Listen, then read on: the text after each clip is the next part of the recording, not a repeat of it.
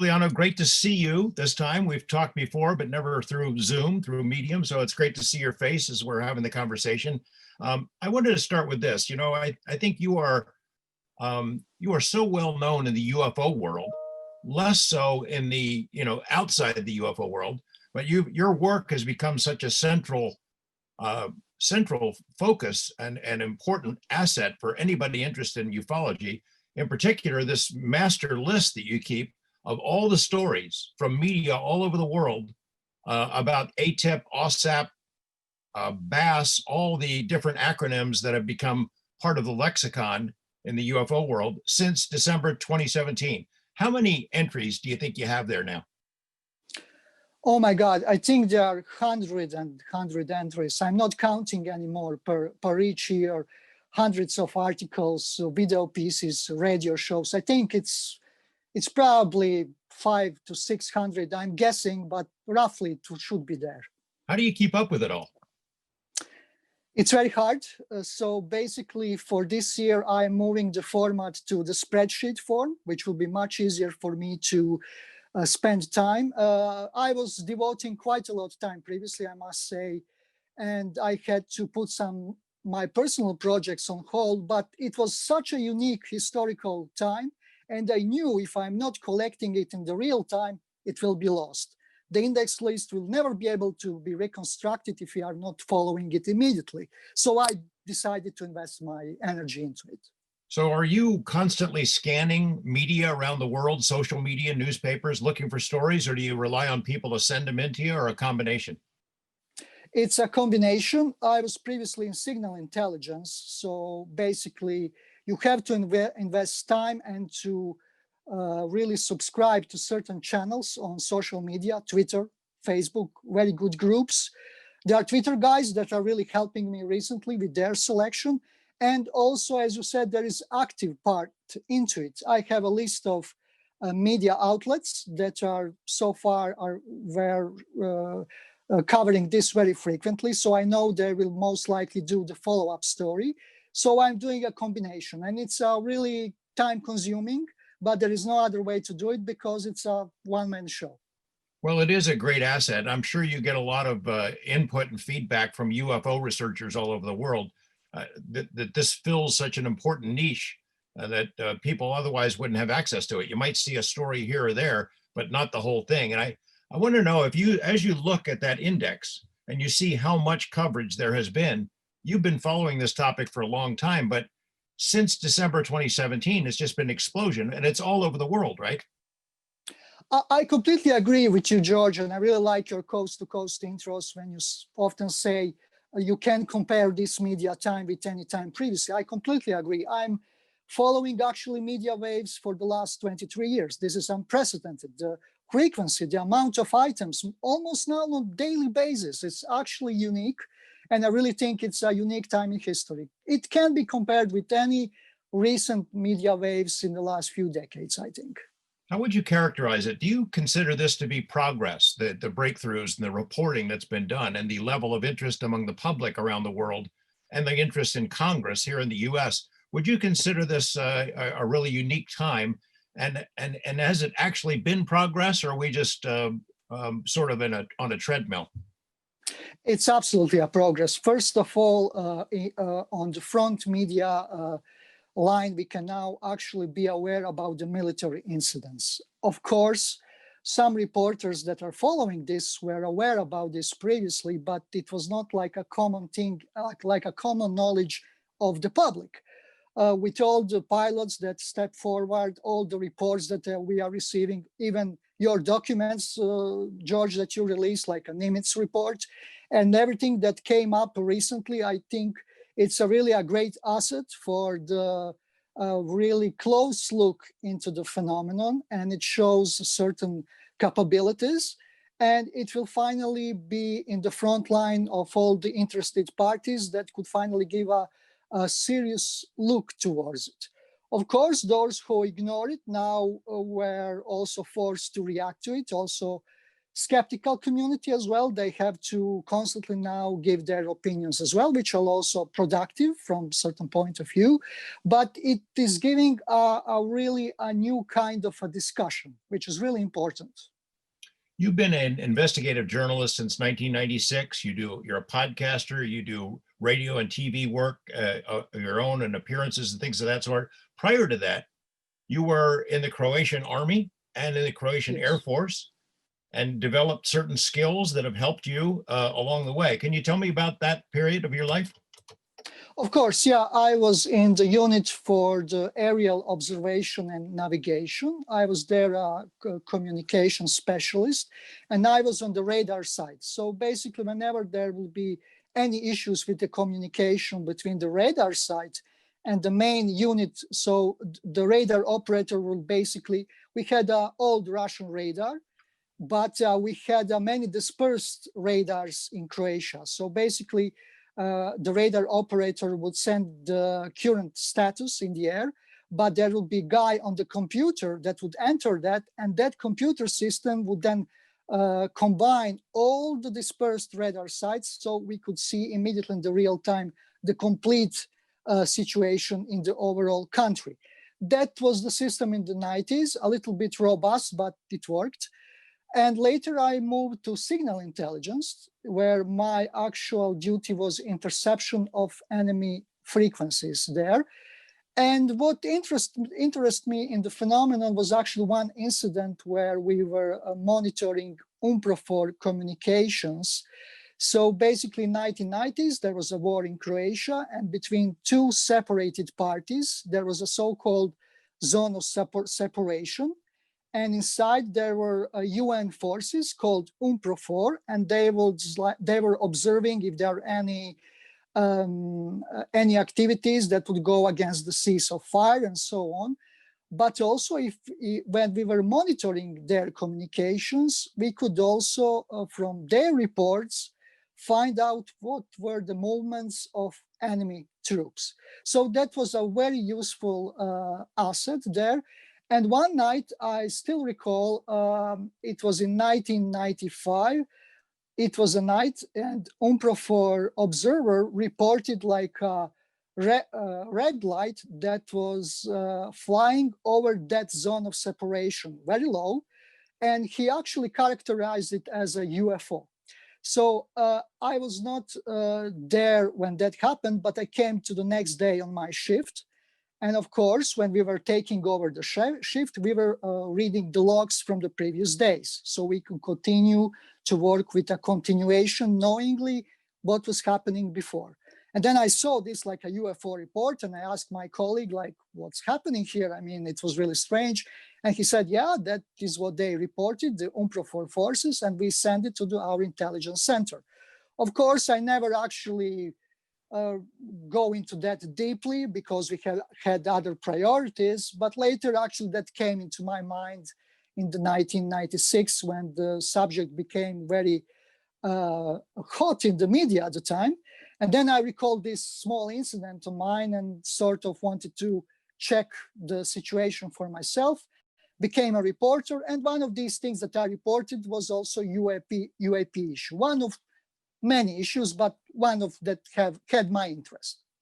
What was the level of interest of the Croatian military or government in the UFO issue? Was that the only major incident, or did you know of others? And did they do their own study? Were they relying on somebody else to investigate it? Of course, from my perspective, and of course, Croatian army was very young at the time, it was just an ad hoc report. So we received it in the real time, we sent it. I'm not aware about any subsequent investigation. Of course, from my level of knowledge, again, maybe it was happening somewhere, but documents exist that was filled there. But again, I would not say there was some kind of high priority there, because in the end, at least that incident was not affecting any kind of our position on the front. There could be maybe other incidents similar like that. Actually, in the media, there were several reports that UNPROFOR observers were reporting something like this on other sites as well. but I'm not aware about was there somebody on the centralized place collecting this, trying to figure it out. I don't have that perspective for now. You know if Croatia reached out to any other governments, any world governments, the superpowers, to ask for advice on the UFO UAP issue? For now, there are not known such cases currently, but I must add that Croatia was previously part of Yugoslavia, which was a federation of 6 republics.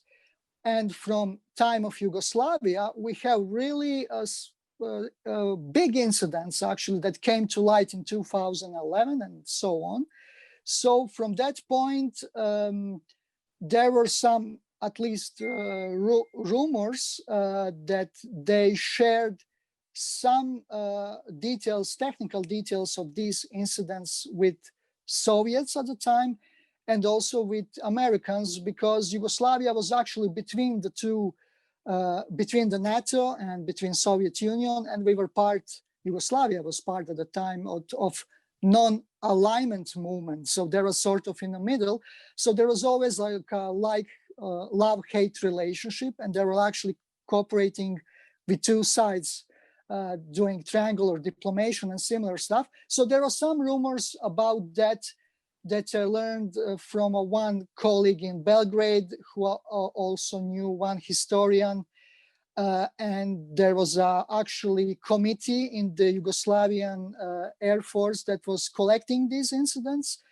And apparently seems they shared some, but we don't know much. I would still say it's on the rumor level for now. You're in Ireland now? Is that where you, how'd you end up there? Oh yeah, I'm after 2014, I was actually working for 10 years on Croatian state television as a reporter there. I moved to Ireland, actually changed a career slightly. I moved to IT, work with variety of world-known corporations so far. So I'm doing variety of stuff with development of software and similar things. But also I'm continuing my work as a reporter with my old media outlets, more as a freelancer now, but I'm still reporting, making a TV special once in a year when I go back. So I'm always collecting things for that as well, yeah.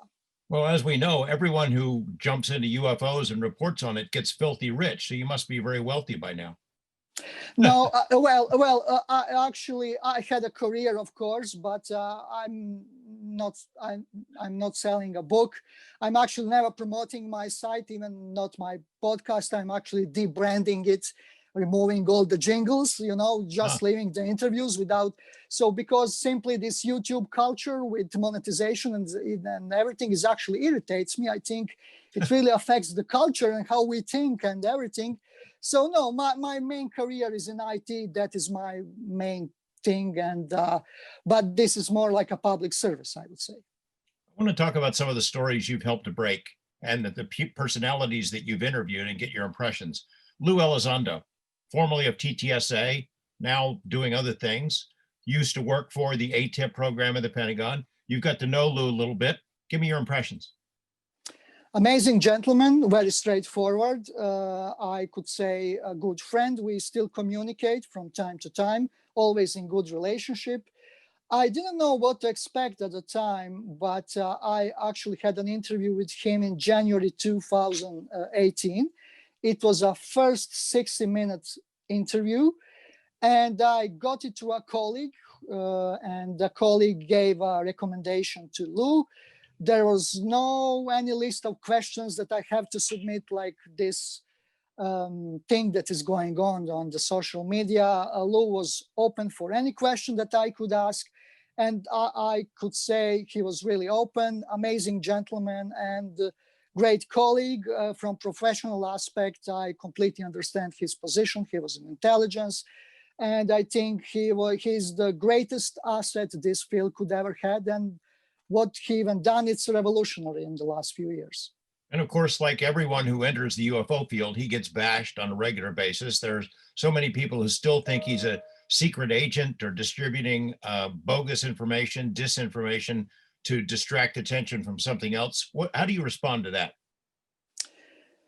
Oh my God, yeah, George, you're right. I mean, that's a conspiracy culture in the field, unfortunately.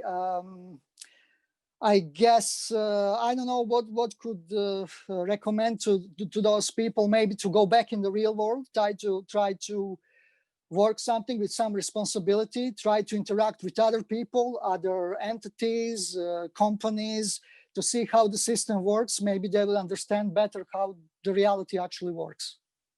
Um, the Nimitz Tic Tac, the famous video that's been distributed all over the world, there are still people arguing about that. Give me your impression. Do you think that's a secret American project? Do you think it's Russian or Chinese, or it's something else? Well, even the report that you actually, George, released, which was a great exclusive, there is actually several highlights what they are concluding, and that is that the capabilities of TikTok can't be compared with any known military asset currently, right?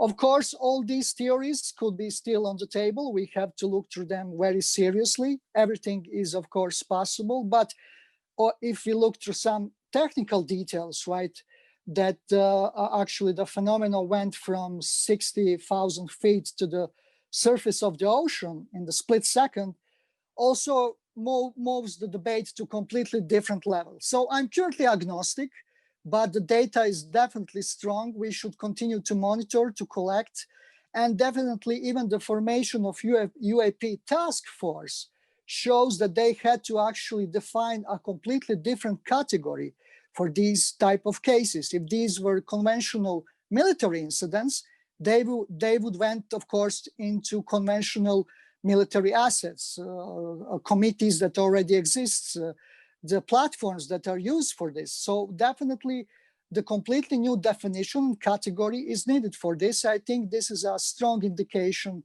how these cases are extraordinary. Do you have an idea for a name for that category?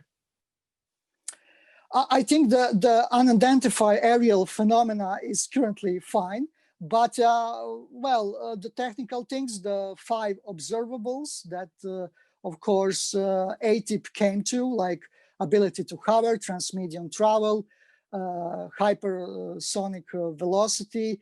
For example, I can tell you from the military cases that I broke from former Yugoslavia, I came to 3 things of my own, which was unusual activity in the air and unusual brightness that will actually airplane crew that would get their attention. That is the first thing. Second thing is interactivity. So airplane would either try to come towards the phenomenon or goes from it, and phenomena would actually react. They would either go towards them as well, or they will continue to follow them. And the third thing would be complete superiority. Whatever the pilot do, the phenomena will do 10 times stronger than that. And they are completely unmeasurable in relation of capabilities from the airplane side and from the UAP side. I want to talk about the UAP task force a bit. A week or so ago, we broke a story about some trouble on the horizon for the UAP task force, that the man in charge of it, probably the most experienced person in the Pentagon on the UAP issue, had been removed, that the program, although it's been given marching orders to produce this report for Congress within 6 months, there are no resources provided. There's no budget, the very limited staff. I've learned since that the guy who's now in charge has to do this on his own time. He's not even being allowed the time at work to put the report together. He has to do it on his own time, isn't paid for it. And it looks like the Pentagon is trying to kneecap this project before it even gets really underway. What's your impression of the UAP task force and the importance of its work in preparing this report for Congress? And are you confident that it's going to succeed? Of course, it's hard to say at this point, but I guess always these type of projects would enter into bureaucracy blockade. That's always the thing. Especially, I think the most important is that the level of frequency has been moved. Of course, when we have strike groups on the ocean doing training missions, and when you have something that is not only a one-off incident, but a series of incidents, then it changes the entire problem. For example, when I was doing the cases investigating the military incidents from the former Yugoslavia, the cases that caused any kind of reaction were actually those cases where the phenomena would constantly appear on the relatively similar region. It would go for weeks. And then, of course, you can't say it's one-off. Then you have to make some kind of reaction. I think that is the aspect, the phenomena part, which is changing the equation. Of course, the bureaucracy will always be there. I think it's very hard for this type of manifestation to put of any kind of robust document, report, to put your name on it, which is really a career risk as well. So basically, it's really hard. I hope we will not have the same thing like we had with Condon Committee in 1969, where we had a big expansion of cases in the public arena, and they actually had to came up finally with a report because of the big public interest. I hope we will not come to that. We have a big progress. Inertia is definitely there. Elected bodies are aware about it. The briefings were happening. So definitely from the military ad hoc standpoint, it would be unresponsible to ignore this anymore. Of course, if the frequency of phenomena went away, then it will be easier to, of course, just put it in the bureaucracy things and put it on the side. But I guess we'll have to wait to see. What you reported, George, is a little bit disturbing. I hope we will have more progress regarding that point. But at least we have the body. We had ATIP previously. Media reported back in 2017 that ATIP was cancelled in 2012, which was actually not correct. Just the budget was cut off. Right. And even the Lou Elizondo said in 2013 they received another wave for budgeting, but actually another organization got it. But even in my interview, Elizondo said when he left in October, he had a new guy who took over. So definitely this is continuation of the same effort, and even that fact is an important thing to know. One of the stories that you really broke some ground on is the Wilson Davis documents, the memos. Everyone was trying to get their head around that story. Can you share with our audience, give us a synopsis of what that meant?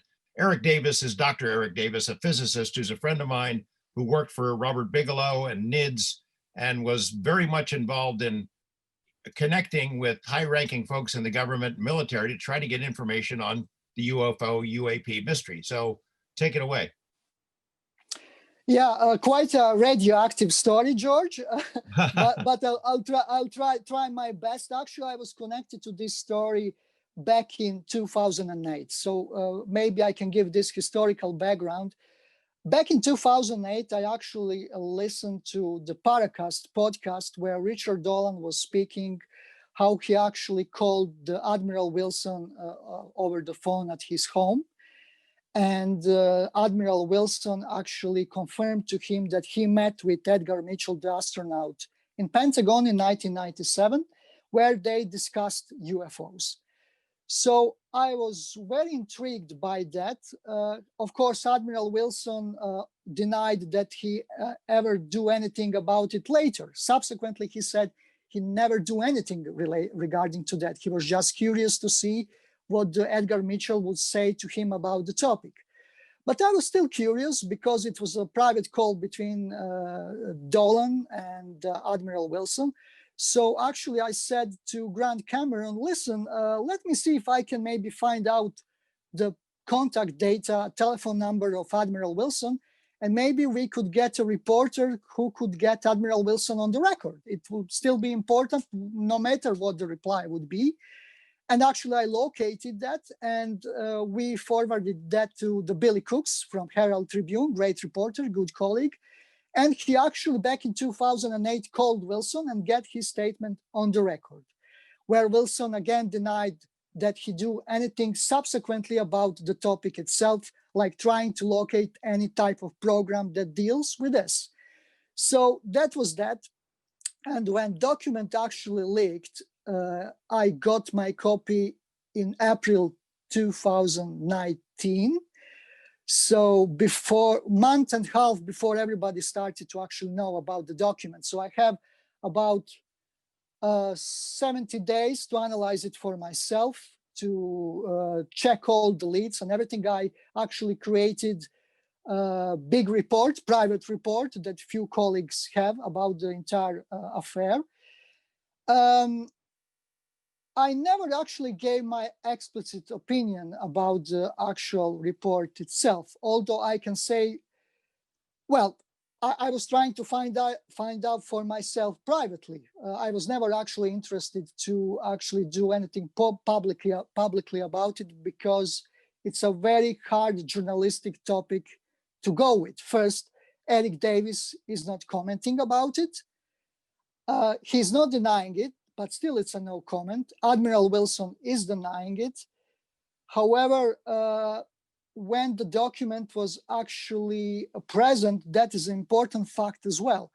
I could actually date it at least about 2005 and 6, because I found references in Jacques Vallée's novel that are completely explicit things from the Eric Davis Wilson document, which will bring the strength to the theory that this document was in close circulation between NIDS, which is probably what happened. Also, it should be noted that Davis-Wilson document came into light as an accidental discovery. It was not like a intentional distribution that is happening for 10 years or something, right? If we take into the consideration the fact that it was in the closed distribution around 2005, 6, but probably even earlier, because it was dated by 2002. So all this implies the document most likely is dated as it was. The main parties privately and some information that I was able to find out are giving it some strength.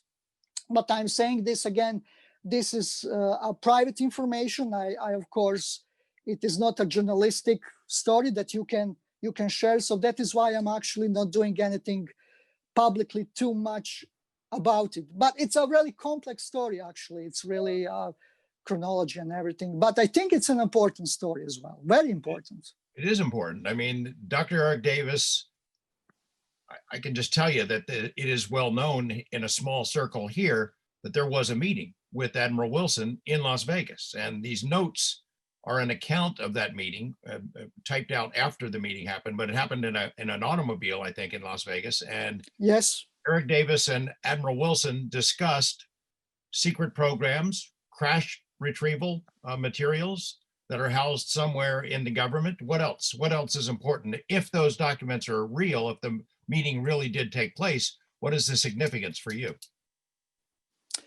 Well, of course, the significant, well, that's the main thing, actually. That's the main thing. So we can have on the surface military incidents, of course, which are, of course, very important. They are giving us direct manifestation of the phenomena. But if you have also a special access program, which is dealing with the hardware, explicit hardware, or maybe the vehicle itself, then of course it's game over. That's it, right? It moves the debate to completely different position. And it is also giving also interesting administrative paradox as well. So from one side, we could have ad hoc investigations regarding the real-time incident, but maybe somebody acquired the hardware decades earlier, and now you have a paradox, right? Can these two bodies communicate? Can they exchange information? I think that's actually the heart of the story, but journalistically, it's very hard to report about it, to crack it. It's a steep learning curve, right? So saying something about this entire situation, it's not easy. So it's better, I think, that we move to the surface, to this military thing, baby steps. This is important background for those who follow, who know more, of course. So I think it's the heart of the issue. Actually, it's very important. Also, I could say there was a big debate how this document leaked. Is it from the Edgar Mitchell files as well? So many people even doubt that. But I listened to tens and tens of hours of Edgar Mitchell interviews. It was my long-term project, and I actually located in one interview where Edgar Mitchell is actually directly referring to Las Vegas meeting, right? Where he explicitly says that his colleague met with an admiral in Las Vegas, where he actually learned more. He's most likely referring to Davis. This is an explicit quote that I actually located. It was a very hard effort, but now we have this in the public domain as well. So it's a very complex story. I will emphasize once again, it's hard to journalistically report about it, but it's an important topic for the personal curiosity, I would say. Very important, and for the overall understanding of the entire issue. Dr. Edgar Mitchell, for those that the name doesn't quite ring a bell in our audience, was the sixth man to walk on the moon, a brilliant Yes. man. He was very interested in this subject matter and other related subjects. And after he died, some of his papers made their way into the public arena through a variety of ways. He was not a liar. He doesn't make this stuff up. You've been able to find references from years ago where Edgar Mitchell makes statements that the meeting did occur. I can tell you that Eric Davis, that story is pretty well known among a small circle of people who know him. And it was a well known before the public ever heard about this. He's now not commenting, but I guess we have to hope that someday he's going to be able to talk about it. Yeah, and I know a lot more than I can say, of course, behind the scenes. I think it's pointing definitely in one direction. And I think, George, your statement in the Mystery Wire podcast months ago, where you finally gave your statement, is actually important asset in the entire affair as well. Those who want to, of course, follow this, I also created another media timeline because I was involved with this from 2008, this specific story. So it was easy for me to actually reconstruct all the interviews. So they can also find on my pages as well the Admiral Wilson affair. I guess almost all interviews are there, from references from 90s when the meeting happened in the Pentagon, and also references towards Las Vegas meeting from 2002. So yeah, it's an important story, but maybe the time for that story will come as well.